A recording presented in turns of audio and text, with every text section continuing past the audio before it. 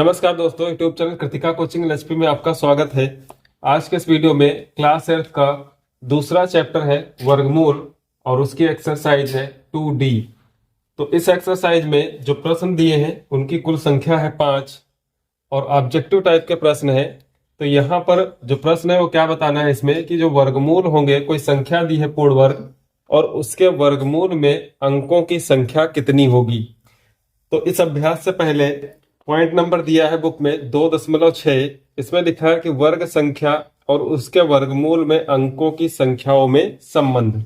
यानी कि अगर कोई संख्या आपको दी है तो आप बिना उसका वर्गमूल ज्ञात किए आपको ये बताना है कि यदि उसका वर्गमूल ज्ञात किया जाता है तो उसमें कितने अंक होंगे। तो यहाँ पर 2 पॉइंट दिए हैं कि यदि किसी पूर्ण वर्ग संख्या में अंकों की संख्या सम हो। अंकों की संख्या का सम या विषम का मतलब, जैसे यदि आप देखते हैं कि वर्ग पर गौर करते हैं, एक का वर्ग क्या होता है, एक होता है। यहां से ध्यान दीजिए, एक का वर्ग एक होता है, 2 का वर्ग 4 होता है, 3 का वर्ग 9 होता है, 4 का वर्ग 16 होता है और 5 का वर्ग 25 होता है, 6 का वर्ग 36 होता है।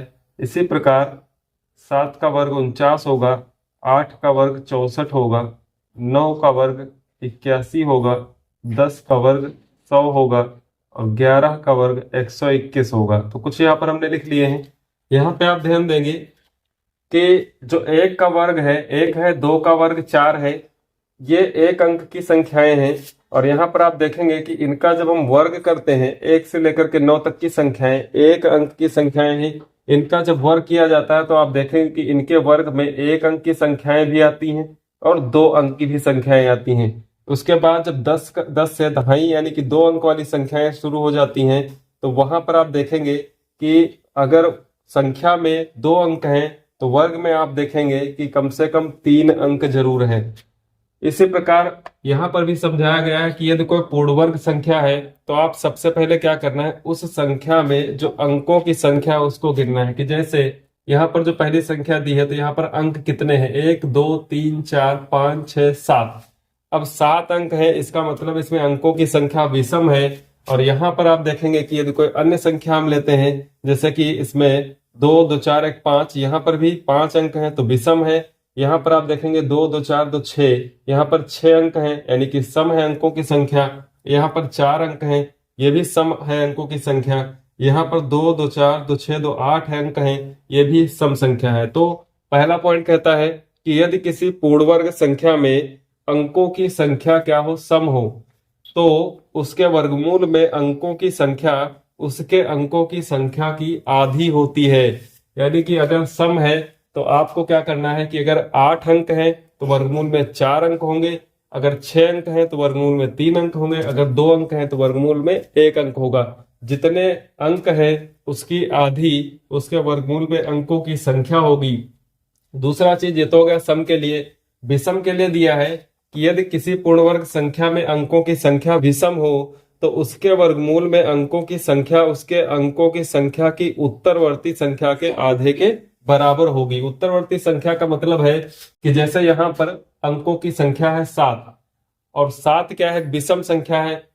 यदि आप इनका जोड़ा भी बनाते हैं तो आप क्या करेंगे कि जैसे यहाँ पर 2 2 का जोड़ा बनाएंगे तो 1 2 3, अब 1 आपका बच जाएगा। तो ये नियम के अनुसार क्या है कि यदि अंकों की संख्या विषम है तो आपको क्या करना है कि उसमें एक जोड़ना है। जैसे यहाँ पर 7 है तो 7 में एक जोड़ कितना होगा, 8 होगा और 8 का आपको आधा कर देना है 4। तो यहाँ पर जो वर्गमूल ज्ञात किया जाएगा इस संख्या का, तो उसमें जो अंकों की संख्या होगी वो कितनी होगी, 4 होगी। और यहाँ पर भी यदि आप जोड़े बना करके देख लेते हैं तो जैसे भाग विधि से वर्गमूल निकालते हैं तो वहां पर जोड़े बनाते हैं तो सिंगल संख्या जो होती है उसको भी आप क्या करते हैं, एक जोड़ा मानते हैं। तो यहाँ पर 1 2 3 और ये जो एक बचा है इसको भी आप जोड़े के रूप में ले लें तो 4 जोड़े बने। जब 4 जोड़े बने तो यहाँ पर जो वर्गमूल में अंकों की संख्या होगी वो भी क्या हो जाएगी, 4। तो इसका जो है तीसरा विकल्प सही है, पहले प्रश्न का तीसरा विकल्प। दूसरा क्वेश्चन है कि 100 से 999 तक की प्रत्येक संख्या के वर्ग के वर्गमूल में अंकों की संख्या। अब देखिए यहाँ पर 100 से 999 तक जो अंकों की संख्या है वो संख्याओं में क्या होगी, 3 अंकों की संख्या होगी। 100 से 999 का मतलब 100 के बाद 101 आएगा, 3 अंक है, 100 में 3 अंक है। 102, 103 सब में 3 3 अंक है। 999 तक की प्रत्येक संख्या की बात कर रहा है, तो यानी कि 3 अंकों की संख्या है।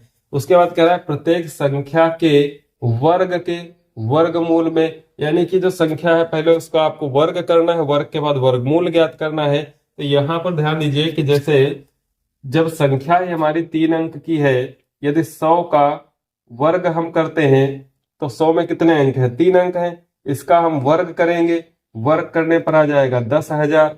जब 10,000 आ जाएगा फिर इसका वर्गमूल ज्ञात करेंगे, तो जब वर्गमूल ज्ञात करेंगे तो फिर से 100 आ जाएगा। तो इसमें अंकों की संख्या कितनी है? 3 है। यानी कि यह प्रश्न 100 से 999 तक की जो संख्याएं हैं, जो 3 अंकों की संख्याएं हैं, उसका आप वर्ग करके वर्गमूल में अंकों की संख्या बतानी है। तो जो संख्या है मूल 3 अंक की, तो उतने ही इसमें क्या होंगे? अंक होंगे। तो इसका चौथा विकल्प सही है। इसके बाद है तीसरा प्रश्न कि एक 7 अंकों की संख्या के वर्गमूल में अंकों की संख्या। अभी आपने जस्ट देखा कि यहाँ पर जो पहला प्रश्न है उसमें भी अंकों की संख्या 7 है, तो आपने जब देखा कि वर्गमूल में अंकों की संख्या कितनी आई? 4। 7 में आप एक जोड़ेंगे 8, और 8 का आधा कर देंगे तो हो जाएगा 4। तो यहाँ पर भी इसका तीसरा विकल्प सही है। क्वेश्चन नंबर चौथा कहता है कि किसी संख्या के वर्गमूल में केवल 2 अंक हैं, तो वह संख्या है। तो वह संख्या 1 अंक या 2 अंक की होगी? संख्या 1 अंक की होगी कि 2 अंक की होगी? जब उसका वर्गमूल ज्ञात किया जाए तो उसमें कितने अंक होने चाहिए? 2 अंक होने चाहिए। दूसरा विकल्प है 2 अंकों की या 3 अंकों की। तीसरा है 3 अंकों की या 4 अंकों की। और चौथा है 4 अंकों की या 5 अंकों की। तो चूंकि वर्गमूल में अंकों की संख्या कितनी है? 2। यदि मान लेते हैं कि वर्गमूल में अंकों की संख्या 2 है, तो जब इसका वर्ग करेंगे तो या तो उसमें अंकों की संख्या कितनी होगी? 3, या फिर अंकों की संख्या कितनी होगी? 4। क्योंकि 3 अंक की यदि संख्या है तो उसके वर्गमूल में भी 2 अंक हो सकते हैं, और 4 अंक की कोई संख्या है तो उसके वर्गमूल में भी क्या होंगे? कम से कम 2 अंक हो सकते हैं। तो इसका तीसरा विकल्प सही है, 3 अंकों की या फिर 4 अंकों की। और लास्ट में 5वां क्वेश्चन दिया है कि निम्नांकित प्रत्येक संख्या के वर्गमूल में कितने अंक होंगे? तो आपको यहाँ पर क्या करना है कि जोड़े बना लेने हैं, कि जैसे यहाँ पे 2304, इसमें 4 अंक हैं, तो यहाँ पर जो वर्गमूल में अंकों की संख्या होगी 2 होगी। यहाँ पर 1 2 3 जोड़े बनेंगे, वर्गमूल में अंकों की संख्या 3 होगी। यहाँ पर 1 2 3 जोड़े बनेंगे, यहाँ पर भी वर्गमूल में अंकों की संख्या 3 होगी। यहाँ पर 1 2 3 4 जोड़े बनेंगे तो 4 संख्या होगी। यहाँ पर 1 2 3 4, तो यहाँ पर भी वर्गमूल में अंकों की संख्या क्या होगी? 4 होगी।